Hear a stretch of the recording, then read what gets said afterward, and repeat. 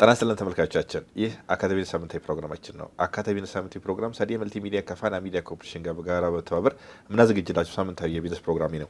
ዛሬ ደግሞ አንድ አንጋፋ ባንከር እንደዚሁ ኮንሰልታንት እንደዚሁ ደግሞ ብዙ ስልጠናዎችን የሚሰጥና ዩኒቨርሲቲ መምህር የሆነውን አቶ አስቻለው ታምሩን እንግዳ አድርጌ ጋብዣለሁኝ። እንደው እኔ የተወሰነ ብያለሁ፣ ስለ ራስህ ደግሞ አንተ ሚዲያ ላይ ስለምትታወቅ ለፋናም እንግዲህ ቤተሰብ ነህና ሲራስን ደግሞ አስተዋውቅልኝ። በጣም አመሰግናለሁ ነብዩ እንግዳ ስላረከኝ። አካታች ቢዝነስ ላይ የምትሰሩትን በተደጋጋሚ ይከታተላለሁ። ለዛም ትልቅ አክብሮትና ድጋፍ አለኝ። እሱ መጀመሪያ መግለጽ እፈልጋለሁ። እንግዲህ ቀደም ብለን እንደገለጽከው አስቻለው ታምሩ እባላለሁ። የ27 ትሬኒንግና ኮንሰልተንሲ መስራችና ዋና ስራ አስፈጻሚ ነኝ። በሙያዬ ወደ 78 ዓመት አካባቢ በዩኒቨርሲቲ በግልና በመንግስት ዩኒቨርሲቲዎች በመምህርነት ሰርቻለሁ። ከዛ በኋላ የተለያዩ ባንኮች ላይ በማርኬቲንግ ክፍል መሪነት እንደዚሁም ከባንክ ጋር የተገናኙ የተለያዩ ጉዳዮችን ሰርቻለሁ። 2 መጽሐፎችንም ጽፌያለሁ የደንበኞች አገልግሎት ላይ፣ አንድ በአማርኛ አንድ በእንግሊዝኛ። ከዛም በተጨማሪ ደግሞ ኢትዮጵያን ቢዝነስ ሪቪው ላይ በየወሩ ከባንክ ጋር ከቢዝነስ ከብራንዲንግ ጋር የተገናኙ ሀሳቦችን በመጣጥፍ መልክ ሼር አደርጋለሁ። እንደዚሁም ካፒታል ጋዜጣ ላይ በተለያየ ጊዜ ወደ 15 የሚጠጉ ከቢዝነስ ከባንክ ጋር ከኢንሹራንስ ከዲጂታል ባንኪንግ እና የተለያዩ ሾዎች ላይ ጽሁፎችን እጽፋለሁ። በአሁን ሰዓት ደግሞ ፋና ላይ ዘወትር ሰኞ የሚተላለፍ ቢዝነስ 27 የሚል ሰኞ ከ7 ሰዓት እስከ 8 ሰዓት የሬዲዮ ፕሮግራም አለኝ ማለት ነው። መልካም። ስለዚህ ለፋና ሚዲያ ኮርፖሬሽንም ባልደረባም እንደ ቤተሰብ ነህ። ልክ ነው። ለእኛም ለፕሮግራማችን በተለየ አንተ የምታወቅበት የብራንዲንግ ማርኬቲንግ በስፋት ሰጣለ። ስልጠናም ለብዙ ባንኮችም ፕሮፋይልን ሪቪው ለማድረግ ሞክሬያለሁኝ እና በተለይ ዛሬ የምናወራው ርዕሰ ጉዳያችን እንግዲህ የብራንዲንግ ጉዳይ አለ፣ የማርኬቲንግ ጉዳይ አለ። እሱን ከምን ጋር እናያይዘን ፕሮግራማችን ደግሞ አካታች ቢዝነስ በተለይም አማራጭና አካታች የሆነ ፋይናንስ ላይ ነው፣ በተለይ የወለድ አልባ ፋይናንስ ላይ ነው ፎከስ አድርገን የምንሰራውና እንደው ከዛ አንጻር አቶ አስቻለው ብዙ ጊዜ ብራንዲንግ የምንለው ነገር ሰው ስሙ ይጥረዋል በተለያየ ነገር። እንደ መግቢያ እንግዲህ ብራንዲንግ ማለት ምን ማለት ነው?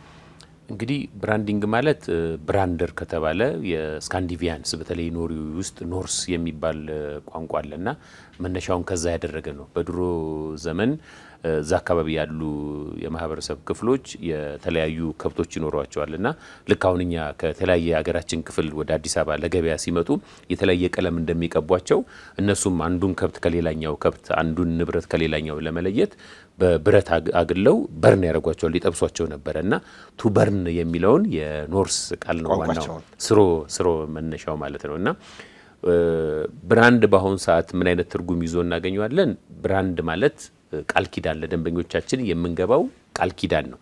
ያ ማለት ምን ማለት ነው? ለምሳሌ አገልግሎትም ይሁን ምርት በዋናነት የምንገዛው ችግራችንን ለመፍታት ነው። ስለዚህ የተሻለ ችግራችንን ሊፈታልን የሚችለውን አገልግሎት ወይም ደግሞ ምርት ካወቅን በኋላ ሁልጊዜ ያንን ከምርቱና ከአገልግሎቱ ልናገኝ የምንችለውን ነገር ኮንሲስተንትሊ በተደጋጋሚ እንደምናገኝ ለደንበኞቻችን ደንበኞችም እንደሚያገኙ ለደንበኞቻችን የምንገባው ቃል ኪዳን ወይም ደግሞ ፕሮሚስ ነው ብሎ መውሰድ ይቻላል። በሌላ አይነት መልኩ ደግሞ ብራንድ ማለት መገለጫ ነው።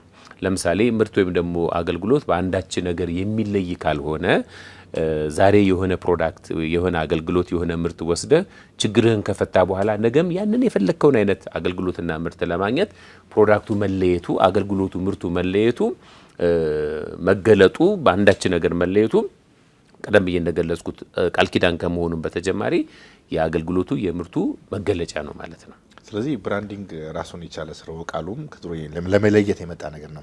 ይሄን ልየታን ይዘን በእያንዳንዱ የቢዝነስ እንቅስቃሴ ውስጥ ማንነታችንን የሚገልጽ የኛ የሆነ ብቻ ምናልባት አንዳንዴ ከምርት መመሳሰል በስም መመሳሰልለት ብዙ ነገር ይሆናልና ስራው ቃሉ ይሄ ከሆነ በተለይ ኢትዮጵያ ውስጥ የወለድ አልባ የፋይናንስ ስርዓት እንግዲህ 12 ዓመት ተቆርጥሯል። በመስኮትም በብራንችም እንደዚሁም ሰብሲዳሪ የሚሆኑ ራሳቸውን ችለው የወጡ ባንኮች አለና እንደ አጠቃላይ እንደው የብራንዲንጋቸውን በኢንትረስት ፍሪ ፋይናንስ ላይ እንዴት ታይዋለህ አስቻለው? ጥሩ። እንግዲህ ቀደም ብለህ አንተ እንደገለጽከው ወለድ አልባ የባንክ አገልግሎት የኢትዮጵያ የባንክ ኢንዱስትሪ ውስጥ ወደ 12-13 ዓመት አካባቢ ነው ከጀመረ ማለት ነው። በዓለም ላይ ያለውን ነባራዊ ሁኔታ ስናየው ባህላዊ በሆነ አይነት መልኩ ወለድ አልባ የባንክ አገልግሎት ወደ 1400 አካባቢ እድሜ እንዳለው የተለያዩ መረጃዎች ይጠቁማሉ። ዘመናዊ የሆነ የወለድ አልባ የባንክ አገልግሎት ግብጽ አካባቢ ኢጅፕት ላይ እንደተጀመረ እና ወደ 62 ዓመት አካባቢ በዘመናዊነት ወለድ አልባ የባንክ አገልግሎት እንደሚሰጥ የተለያዩ መረጃዎች ይጠቁማሉ ማለት ነው። ከዛ በኋላ በተለይ መካከለኛው ምስራቅ ላይ ከፍተኛ ቁጥር ያለው የሙስሊሙ ማህበረሰብ የሚገኝበት መካከለኛው ምስራቅ ላይ ወለድ አልባ የባንክ አገልግሎት በሰፊው ሲሰጥ እናያለን። በተለይ ደግሞ ኢራን አካባቢ ወለድ አልባ የባንክ አገልግሎትና ወለድ አልባ የባንክ አገልግሎት ብቻ ነው የሚሰጠው ማለት ነው። ሌላ ወደ ሩቅ ምስራቅ አካባቢ ስትሄድ ማሌዥያ በከፍተኛ ደረጃ ወለድ አልባ የባንክ አገልግሎት በልጽጎ ሰዎችም ሲጠቀሙበት እናያለን።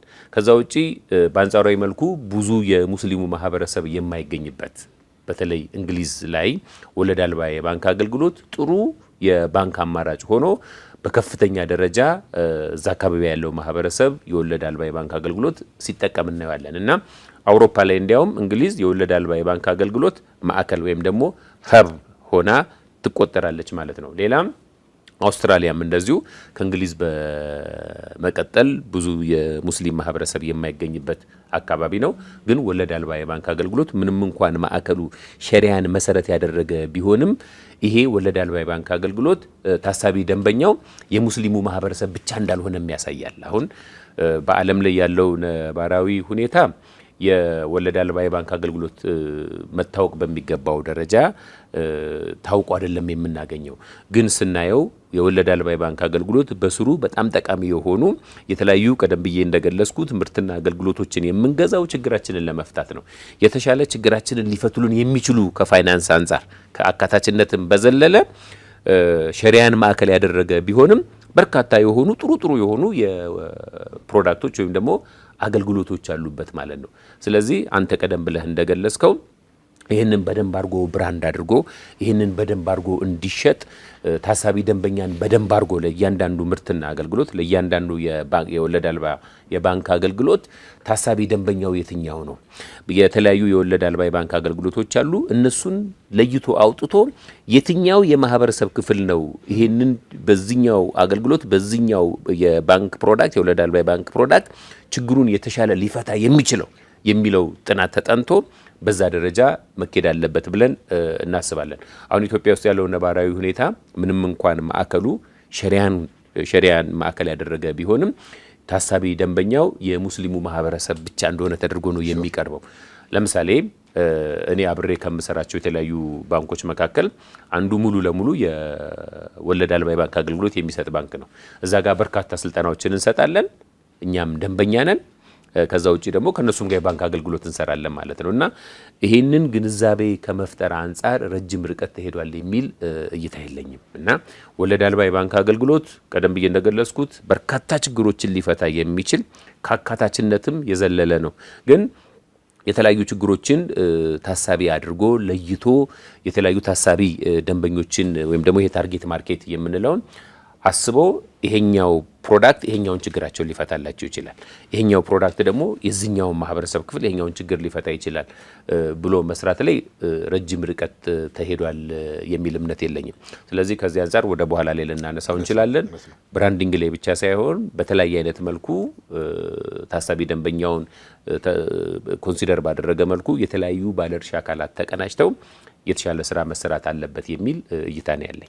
መልካም አስቻለው፣ ጥሩ ነጥብ ነው ያነሳው። በተለይም የዓለም አቀፍ እንዴት የወለድ አልባ የፋይናንስ ስርዓት እንደተጀመረና በሀገራችን ያለው የዚህ የአጭር ጊዜው የሂደትና ሸሪዓን መሰረት ያደረገ ፕሮዳክትና ሰርቪስና አገልግሎት ነው እንጂ ሁሉንም ያማከለ ሁሉንም ያካተተ ሸሪዓውን ጠብቆ እስከመጣ ድረስ የሚሰጥ አገልግሎት ነው። እንዳልከው ለምሳሌ ባንኮቹ ላይ ብዙ ጊዜ እንደ ሀገር የሚታየው ብሔራዊ ባንክንም ነው ኮንሰርን የሚያደርገው ጉዳይ ከታየ ፕሮዳክት ነው። ፕሮዳክት የምንለው ለምሳሌ ዓለም ላይ 60% የሚሆነው ሙራባህ ነው። የራሱን ፕሮፊት ማርጅኑን አሶ አሴት ባክ ትራንዛክሽን ማድረግ ነው ብዙ ጊዜ የሚታየው። ከዚህ ባሻገር ግን ብዙ ጊዜ ለምሳሌ ፕሮዳክቶቹና ብራንዲንግ አለማድረግ ላይ የምናየው ጉድለት ምናልባት አብዛኛውን ጠረፍ አካባቢ የሚኖረው ሙስሊም ማህበረሰብ አርብቶ አደርና እንደዚሁ ደግሞ አርብቶ አደር ነው። ከፊል አርብቶ አደር አለ፣ አርብቶ አደሮችም አሉ። ኢቭን ለነሱ እንኳን የሚሆን ነገር የለምና ምናልባት ብራንዲንግና መገለጫው ፕሮዳክቱና የማርኬቲንጉ ስራ ቢሰራ ውጤታማ ከማድረግ አንጻር ስራቸውን በተናተለም ብዙ ጊዜ እንግዲህ ስልጠናም ሰጣለክ ከቶችንም ታያለ።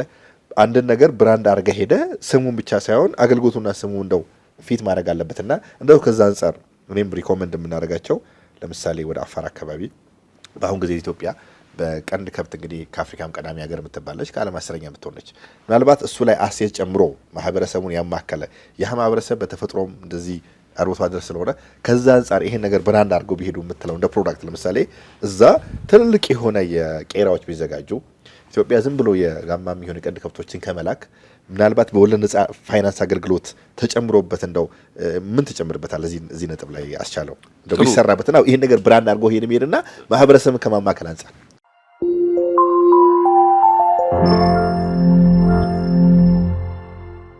ጥሩ እንግዲህ ያው እኛ የስልጠናና ኮንሰልተንሲ ስራ እንደ መስራታችን የተለያየ የኢትዮጵያን አካባቢዎች የማየት እድል ፈጥሮልናል። በተለያየ ሚዲያም ገልጫለሁ። ለምሳሌ ጅጅጋ ላይ 2-3 ጊዜ ተመላልሼ ሄጃለሁ ለሸበሌ ባንክ ሰራተኞች ስልጠና ስንሰጥ ነበር እና እዛ ላይ በጣም ተገርሜ የመጣሁት አዲስ አበባ ውስጥ የሌለ ጅጅጋ ላይ ግን በሰፊው ማህበረሰቡ ሲጠቀም ያየሁትና በጣም ያስደመመኝ ነገር በጣም ዲጂታላይዝድ የሆነ ማህበረሰብ ነው። ለቴክኖሎጂ ቅርብ ነው። ለቴክኖሎጂ በጣም ቅርብ ነው። አሁን እንግዲህ በእርግጥ ከተማ አካባቢ ነው ያየነው። ዙሪያው ያለው እንዳልከው አርብቶ አደር የሚባል ማህበረሰብ ያለ ነው። እንደዛም ሆኖ ግን ዲጂታል ባንኪንግ ላይ በተለይ ሞባይል ባንኪንግ ላይ አዲስ አበባ ላይ የማታየው በአንጻራዊ መልኩ ሰለጠነ የምትለው ማህበረሰብ ላይ የማታየውን እዛ ጋር በሰፊው ሲጠቀሙበት ያለ እንዲያውም ጥሬ ገንዘብ ማየቱን ሙሉ አይፈልጉም። ይሄ ያየሁትን ነው የምገልጽልህ። ጅጅጋ ላይ ልመና ኢንከሬጅ የሚደረግ ነገር አይደለም። በእድሜ የገፉ ወደ 60 ዓመት አካባቢ የሚጠጉ እናት የስልክ ቁጥራቸውን እዚህ ላይ አስረው በዚህ አስገቡልኝ ብለው ሲለምኑ አይቻለሁ። ይሄን ያህል ተራቋል። ኢቭን ልመና ራሱ ዲጂታላይዝድ ሆኗል ማለት ነው። አሁን ይሄንን እንዴት አድርገን ነው ማህበረሰቡን እዛ ጋር ያየነውን ይሄ ጥሩ የሆነውን ተሞክሮ ወደ መሀል ሀገር ወደ ሌላውም የኢትዮጵያ አካባቢ ላይ እንዴት አድርገን ወስደን ልንጠቀምበት የምንችለው በተለይ ይሄ አርብቶ አደር ማህበረሰብ ላይ እንዳልከው እንዴት ነው ልንጠቀምበት የምንችለው? አሁን እዛ አካባቢ ያለው ምናልባት ማህበረሰብ ቀደም ብለህ የገለጽከው ይሄ የአፋር አካባቢ ላይ ሌላውም ይሄ የአርብቶ አደር ማህበረሰብ ጋር በጋራ ሼር የሚያደርጉት በርከት ያሉ ጉዳዮች አሉ። እንግዲህ ኢትዮጵያዊ ብዙ በጋራ ሼር የሚያደርገው ነገር አለ ብዬ ነው የሚያምነው እና ያንን ከስተማይዝ አድርጎ ሌላ ቦታ ላይ ልንጠቀምበት እንችላለን ማለት ነው። ስለዚህ አንዳንዴ የፋይናንስ አካታችነትን ለማረጋገጥና ማህበረሰቡን ወደ ባንክ አገልግሎት ተጠቃሚነት ለማምጣት አንዳንዴ የሚቀርቡ ምክንያቶች ይሄኛው ነገር ያፈርስብሃል። አሁን ጅጅጋ አካባቢ ስትሄድ ምናልባት የማህበረሰቡ የንቃተ ህሊናው ከፍ ያለ ነው፣ በጣም ዘመናዊ ነው፣ የክፍለ ሀገር ከተማም ነው። ግን በዛ ደረጃ ሁሉን ነገር ዲጂታላይዝ አድርገው ጫማ አስጠርገ የምትከፍለው በሞባይል ባንኪንግ ነው። ቡና ጠጥተ በሞባይል ባንኪንግ ነው የምትከፍለው እና እያንዳንዱ እንቅስቃሴ በምታደርገው እንቅስቃሴ ውስጥ የሚኖርህ ልውውጥ በሞባይል ባንኪንግ ወይም ደግሞ ዲጂታላይዝድ ሆኗል ማለት ነው። ቅድም እንዳልከው ኦልሞስት የጥሬ ገንዘብ አልባ ወደሚባል አይነት መጥቷል ማለት ነው እና አሁን ብዙ ጊዜ አንዳንድ ባንኮች ኬንያ ላይ ሌሎች አፍሪካ ሀገራት ላይ ወደ ቱርክም ወደ አውሮፓም ሀገራት እየሄዱ ልምድ ይዘው ይመጣሉ። አንዳንዴ እዚህ ጅጅጋ ላይ ሄዶም የተሻለ ልምድ ብንወስድ ቀደም ብዬ እንደገለጽኩት ኢትዮጵያዊ በጋራ ሼር የሚያደርገው በርከት ያለ ነገር አለ። በእምነት ልትለው ትችላለህ፣ በቋንቋ ልትለው ትችላለህ፣ በአኗኗር፣ በአመጋገብ፣ በህይወት ዘዬ ሊሆን ይችላል።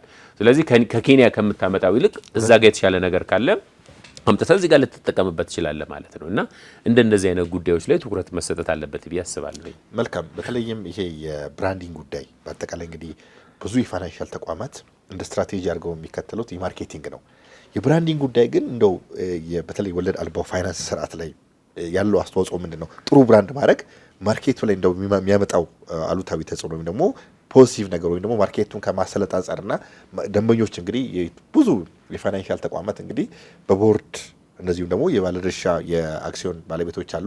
በዛ ጠቅላላ ጉባኤ ብዙ ነገር ቢወስኑም ስትራቴጂካሊ ግን እንግዲህ ከቦርዱ ጀምሮ በምክትል ስራ አስፈጻሚዎች፣ ከዛ በዳይሬክተሮች፣ ከዛ በዲቪዥን ማኔጀሮች ስርዓት ነው የፋይናንሻል ሴክተሩ አጠቃላይ የሚመራውና ከዛ አንጻር ግን ለአንድ ፋይናንሻል ተቋም የማርኬቲንግ እና የኮሚኒኬሽኑ ወይም ደግሞ የማርኬቲንግ ስራ የሚሰራው ዲፓርትመንት ክፍል ኮር ነው ብዬ አምናለሁ። ዋናው ባክቦኑ ነው። ከዛ አንጻር ግን ጥሩ ብራንድ ይዞ ሄዶ ብራንዱን የሚመጥን አይነት ፕሮዳክት ይዞ መምጣት ማርኬቲንጉ ላይ ግን እንዴት ምን ያክል ተወዳዳሪ ያደርጋል? እንግዲህ አሁን እንደ ማሳያ የኮንቬንሽናል ይሄ መደበኛ የባንክ አገልግሎት የሚሰጡ የፋይናንስ ኢንዱስትሪ ስታይ ለብራንዲንግ በጣም ትኩረት ሰጥተው ሲጀምር ጀምሮ ለብራንድ ልዩ ትኩረት ሰጥተው ሰዎች ከዛ ባንክ ጋር መስራት ዘመናዊነትን ይሄ ብራንዲንግ አሶሲዬሽንም አለው ባይዘ ለምሳሌ አንተ ዘመናዊ ሆነ መታየት የምትፈልግ ከሆነ ዘመናዊነትህን ሊገልጹልህ የሚችሉ የተለያዩ መጠቀሚያዎችን የተለያዩ ምርቶችን ልትጠቀም ትችላለህ። አሶሲዬሽን አለው ማለት ነው። ስለዚህ በዛ ደረጃ ብራንድ ላይ በደንብ አድርገው ሰጥተው ሰዎች የዛ ባንክ አገልግሎት ተጠቃሚ ስትሆን ዘመናዊ እንደሆንክ አይነት ነገር ሊያዩ ይችላሉ። ስም ቢጠቀስ ማስታወቂያ እንዳይሆን ብዬ ነው። ስለዚህ ብራንዲንግ ላይ በመስራታችን ሰዎች ለብራንድ ይከፍላሉ። ባይዘ ለምሳሌ የሶፍት ድሪንክ ላይ ብናይ አንድ ሶፍት ድሪንክ ምናልባት ዱቄቱ ይመጣና ወደ ተለያየ ሀገር በውሃ ተበጥብጦ ነው ለገበያ የሚቀርበው። ግን ምናልባት የሶፍት ድሪንኩን በዛ ደረጃ ላናየው እንችላለን። ብራንዲንግና ማርኬቲንግ ላይ በጣም በመስራቱ ከ80% በላይ በጀቱ ለማርኬቲንግና ለብራንዲንግ በማዋሉና ከፍተኛ እድሜም ወደ 100 አሁን ይሄ ያልኩ ያለው የለስላሳ መጠጥ ወደ 125 ዓመት እድሜ ያለው ነው እና ፎርብስ የተባለ አሜሪካ ውስጥ የሚታተም የኤሌክትሮኒክ ማጋዚን በዓለም ላይ ከ1 እስከ 100 ቤስት የሆኑ ብራንዶች እነማን ናቸው ብሎ በየአመቱ ያወጣል። ይሄ የምልህ የለስላሳ መጠጥ 64.5 ቢሊዮን የአሜሪካ ዶላር ያወጣል ብራንዱ ማለት ነው። ምናልባት ያ ምርቱ ለገበያ ሊቀርብ ቢችል ያን ያህል ላያወጣ ይችላል። ስለዚህ አንዳንዴ የምርቶች የአገልግሎቶች ከሚሰጡት አገልግሎት ከሚሰጡት ምርት በላይ ብራንዳቸው ዋጋ ሲያወጣ እናየዋለን ማለት ነው። ይሄ ብራንድ ቫልዩ እንለዋለን።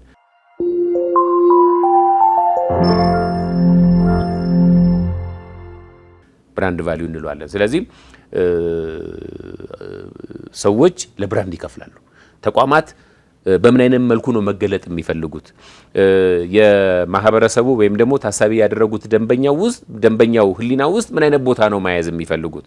ለምሳሌ ቴክኖሎጂ ላይ ማዕከል ያደረገ፣ ጥራት ላይ ማዕከል ያደረገ፣ ደንበኛ አገልግሎት ላይ ማዕከል ያደረገ በተለያየ አይነት መልኩ እኛን የማህበረሰቡ ውስጥ ፖዚሽን ልናደርግ እንችላለን። ይሄ ብራንድ ፖዚሽኒንግ የምንለው ማለት ነው። ስለዚህ ያንን በደንብ አድርጎ ስትራቴጂ በማዘጋጀት ብራንድ ስትራቴጂ በማዘጋጀት ያ ብራንድ ስትራቴጂን በደንብ አድርገን ኢምፕሊመንት ካደረገን ወደ መሬት ካወረድ ነው ከዘመን እየተሻገርን መተን ሰዎችን ልናስረጅ እንችል ይሆናል እንጂ እኛ እንደ ምርት እንደ አገልግሎት ሳናረጅ ልንቀጥል እንችላለን። ለምሳሌ ቅድም ያልኩ የለስላሳ መጠጥ ወደ 125 ዓመት አካባቢ የእድሜ ባለጸጋ ቢሆንም ከጀነሬሽን ራሱን ወጣት እያደረገ ከሚመጣው ወጣት ጋር ወጣት ሆኖ እንዲቀጥል ያደረገው በዋናነት ብራንዲንግና ማርኬቲንግ ላይ በመሰራቱ ነው ማለት ነው። ሌላ የቴክኖሎጂ ለውጥ ሊኖር ይችላል።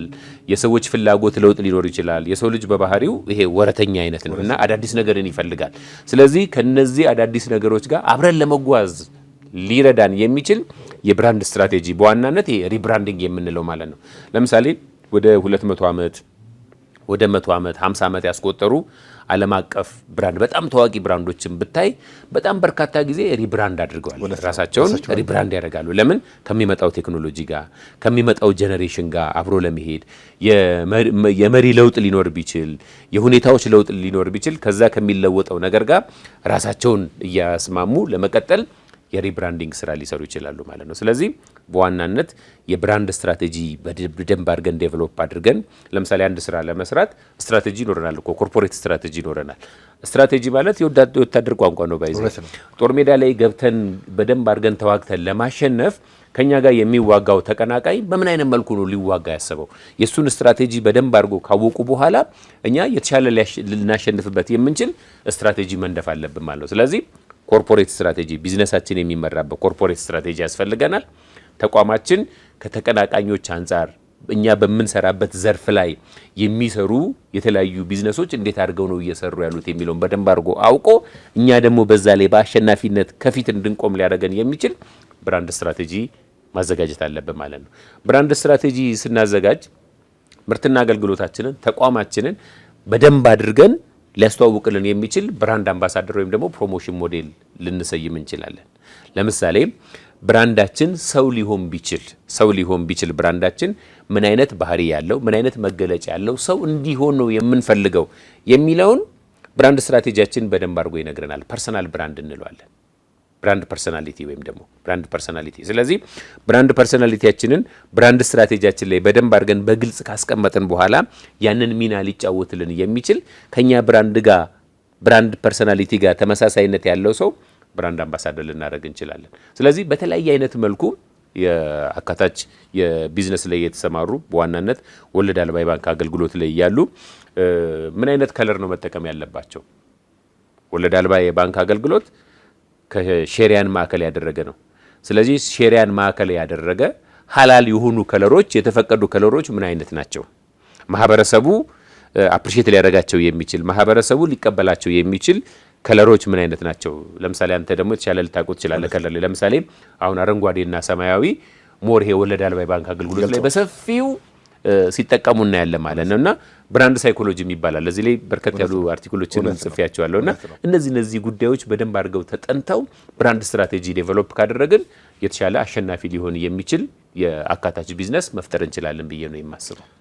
አቶ አስቻለው ታምሩ የ27 ኮንሰልቲንግ ትሬኒንግ መስራችና እንደዚሁ ዋና ስራ አስፈጻሚ፣ በተለይም ትክክለኛ ብራንድና እነዚህ ማርኬቲንግ ጉዳይ ላይ ትክክለኛ ሰው ነው እያምናለሁ እና በተለይ ኢትዮጵያ ውስጥ ላሉም ኮንቬንሽናል የሚሆኑ እነዚሁ ወለድ አልባ ባንኮች ላይ ያበረከቱት ያለው አስተዋጽኦም ትልቅ ነገር ነው። ተመልካቾቼ በሰዓት ገደብ ምክንያት የዚህን ሳምንት ፕሮግራም ልቋጭ አልቻልኩኝም። በሚቀጥለው ሳምንት የሁለተኛውን ክፍል አቀርባለሁኝ። እስከዛ መልካም ሳምንት።